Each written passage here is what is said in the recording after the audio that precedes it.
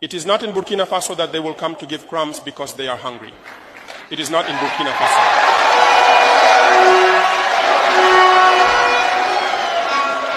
We should no longer be seen as beggars. It is us who should give to others what we have not finished consuming. It is us who should do the right thing. So, that is why I invite people to change their mindset. Believe in yourselves. It is possible. There is a new scramble for Africa. The new scramble for Africa is a little bit more different. It is not, they will allow us to have our leaders, but they'll be told, if you want money in agriculture, behave this way. These were the chilling words echoed by Professor PLO Lumumba, a man who has relentlessly exposed how the West manipulates, controls, and eliminates African leaders who dare to defy their agenda. And now he's standing with Ibrahim Traoré, the revolutionary leader of Burkina Faso, whose bold anti-imperialist stance has painted a target on his back. In this fearless speech, Lumumba reveals exactly why the West wants Traoré gone and why the struggle for African liberation has never been more urgent. Welcome to Win Africa, as we dive deep into the truths they don't want you to hear.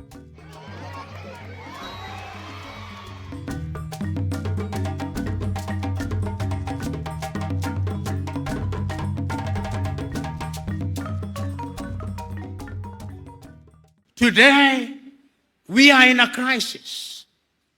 And I'm suggesting that part of our crisis is not only the colonial, but the post-colonial. And as I speak now, what is undermining our development is that there is a new scramble for Africa.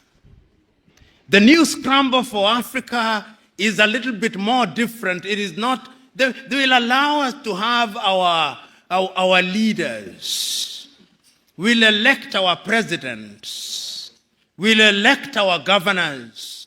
We'll have our ministers.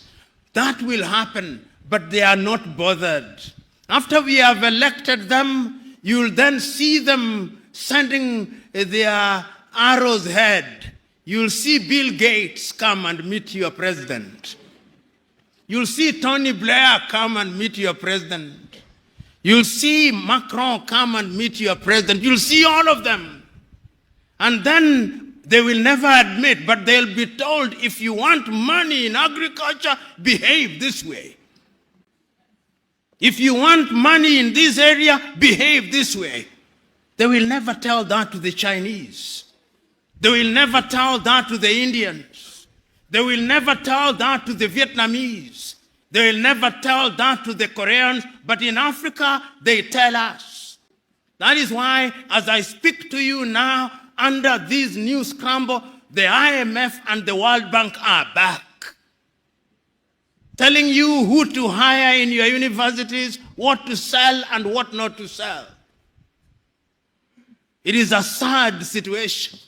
So today, as I look at Africa in that new scramble, the Chinese are here. I hope that this institution was not built by the Chinese.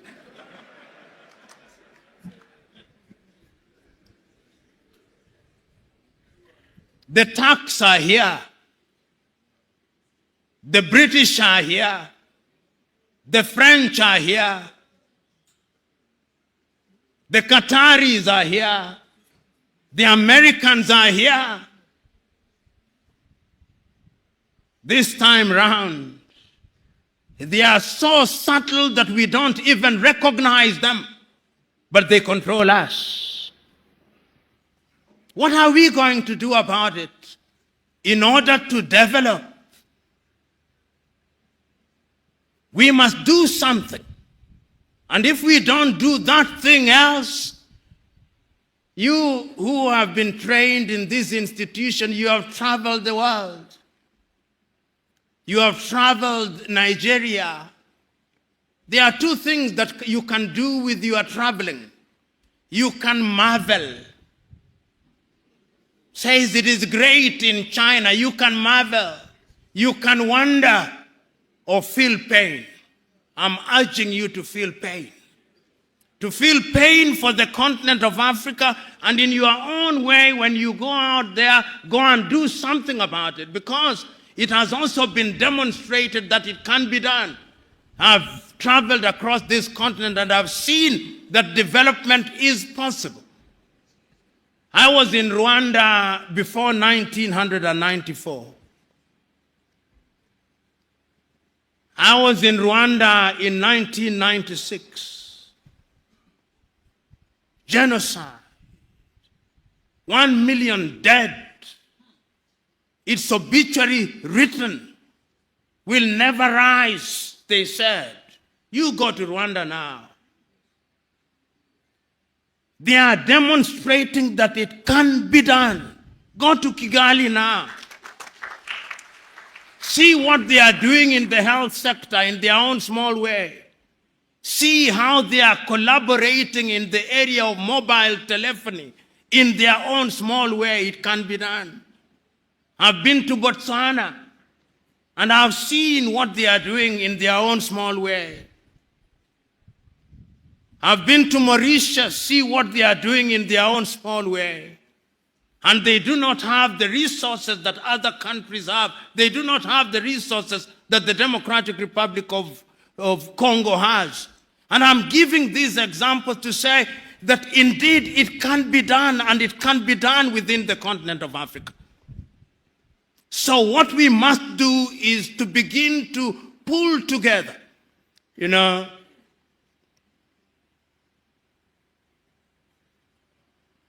as I've been sitting and listening, I was also struggling to have internet in this room.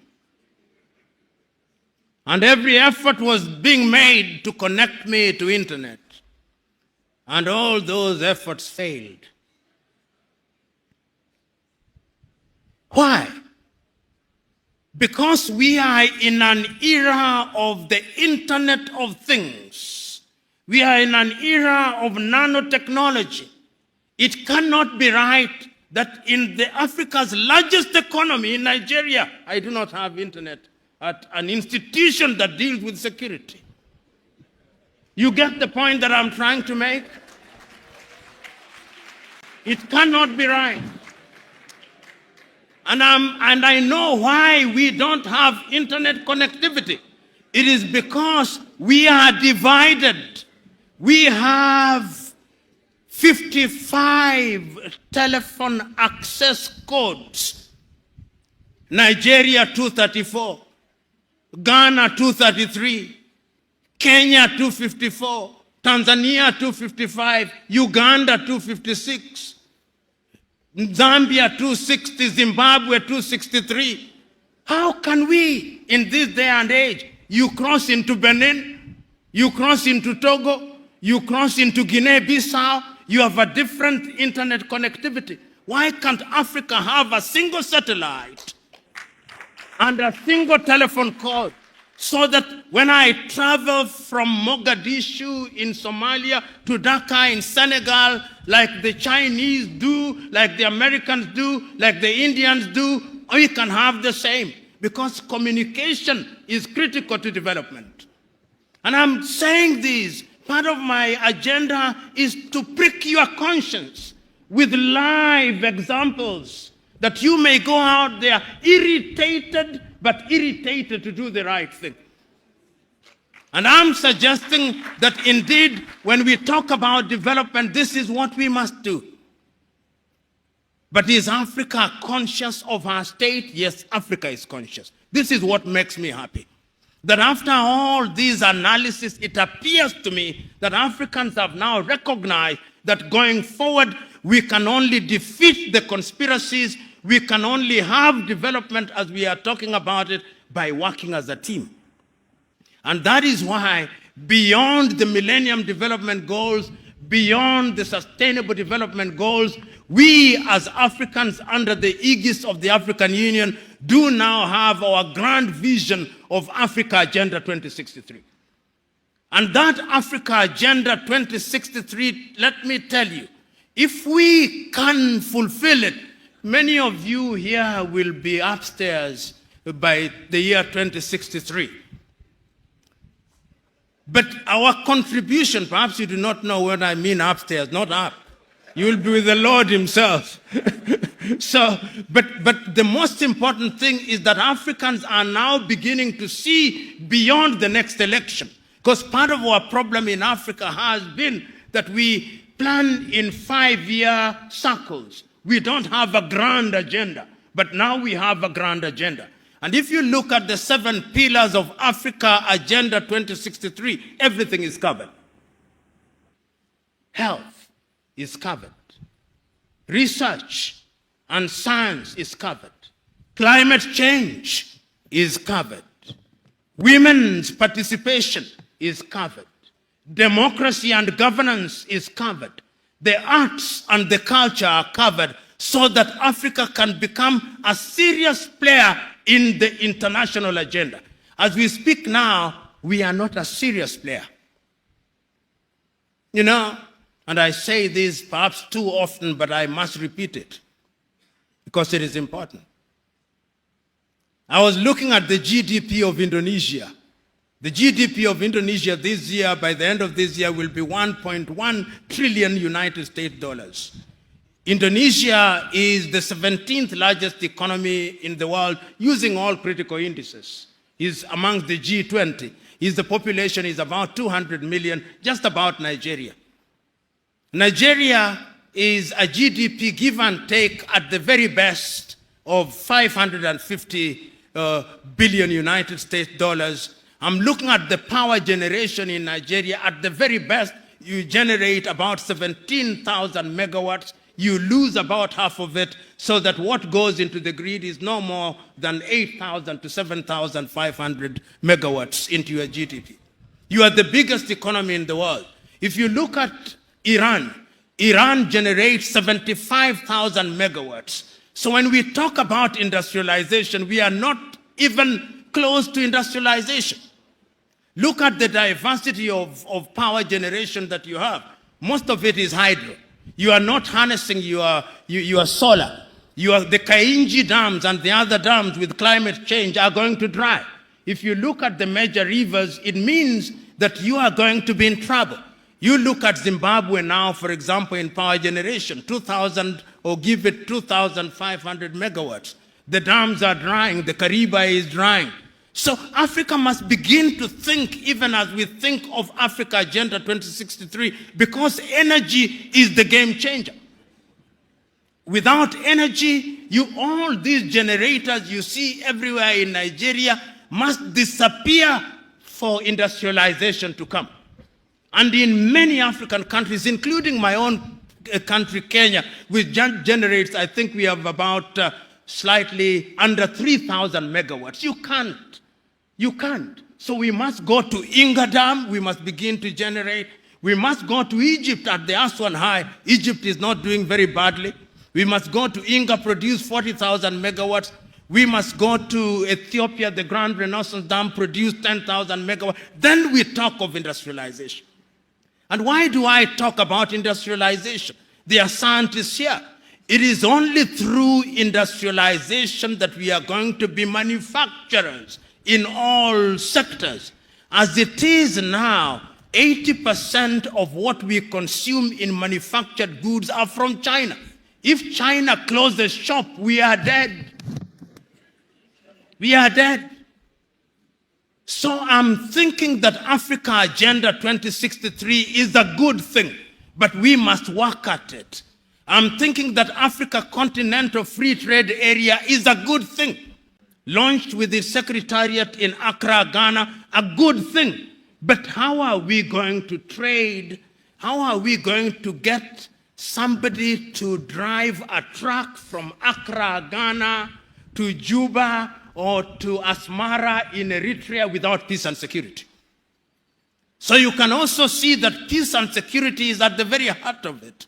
In the United States of America, and many of you are familiar, you can drive a truck from Florida through to Alberta in Canada, and it is safe. The roads are good, the security is there. I'm saying, therefore, that as we talk about development, we must think about development in a very comprehensive manner. We must ask ourselves how we govern. And I want to conclude my presentation to you by telling you that Africa must be very careful. We must be very careful because of lack of resources in Africa, I'm beginning to hear things that worry me. And because I'm a keen student of what is happening in Africa, I'm getting worried on a daily basis. The forces that divide us, the belief by many people in Africa that if we separated from our current countries, we would be better. It is beginning to happen. It is happening here in Nigeria. It is happening. I saw a letter last week addressed to the president of Zambia by a people in Zambia called Baroseland. And they are telling President Hakainde Hichilema that you remember in 1964 we had an agreement with the Lusaka government that the time has now come for Baroseland to become an independent country. Can you believe it?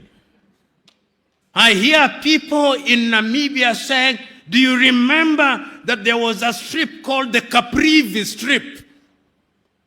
I hear people in Ghana saying that you remember that in the Volta region we had a different country. I hear people in Zimbabwe saying that there should be a country called Mtuakazi. I hear people in South Africa, the South Africans saying that we should have a separate country in the Western Cape. I hear people in Ethiopia saying we should have Tigray and Oromo. The centrifugal forces are there.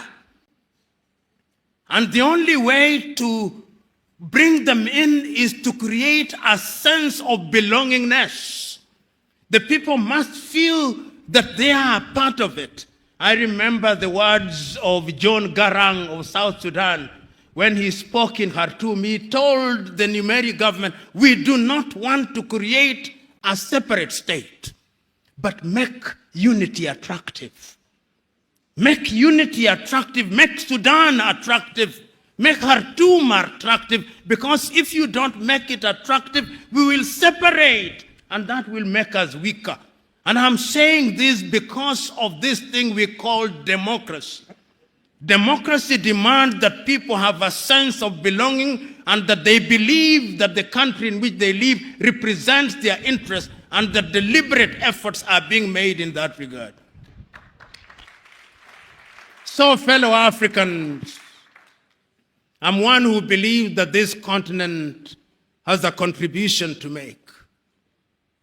There is not a continent today that has the natural resources that this continent has. Not one. There is not a continent today that has a population as young as ours, which could be a resource. There is not a continent. There is not a continent today that has the resources in different diverse ways which can be harnessed. With a population of 1.4 billion, we are a potential market. But we must also warn ourselves. I am aware that you are talking about climate change. It is only through unity, therefore, that we can fight all these. Our rivers are drying. Lake Chad has shrunk by nearly 1/3. The rivers are drying. The climate is changing. The Sahara is coming down south. The rivers down are drying or getting polluted. Our farms are not yielding the way they were yielding before. Our seeds are being destroyed. Our young men and women are running away. And remember, the Germans are now saying, we want young people. The Canadians are saying, we want young people. We are in danger. You who have been trained in this institution, now go back to your countries and tell your countries that yes, there is a conspiracy against the continent of Africa, but the human relationship, is it not about conspiracy? Even in families, are there not conspiracies? Is it not our duty to fight and defeat those conspiracies? so that that is no longer an excuse. Go out there and say that we have the possibilities, and that these possibilities require and demand that we look at Africa as a total whole. Go out there in your little ways and make your contribution. The 78 of you who are graduating here today, I'm suggesting to you that development must start with you. Go back and let in every institution where you are, let it be said that since he came back from NISS, he or she is different. He is different in a positive way. And all of us who are here, whether we are politicians or academics and in different sectors, let us go out there having made a solemn vow that Africa must do it. If you can't do it for yourself, ask yourself which Nigeria you want to bequeath to your children and your children's children. You are here, maximum 40 years, you will have gone upstairs. But after 40 years, in which kind of country will you want your children to be? This is the question. It is not about you and me. It is about them. This is intergenerational. Africa must change. Africa can change. And it can only change if we change our minds. And our minds we must change. Ladies and gentlemen, thank you very much, and God bless. Professor Lumumba doesn't just speak for Burkina Faso. He speaks for an entire continent under siege. From the manipulation of elected leaders to the invisible chains shaping Africa's future, his voice cuts through the silence with fearless clarity. But if voices like his are silenced, so too is the hope for an Africa that rises on its own terms.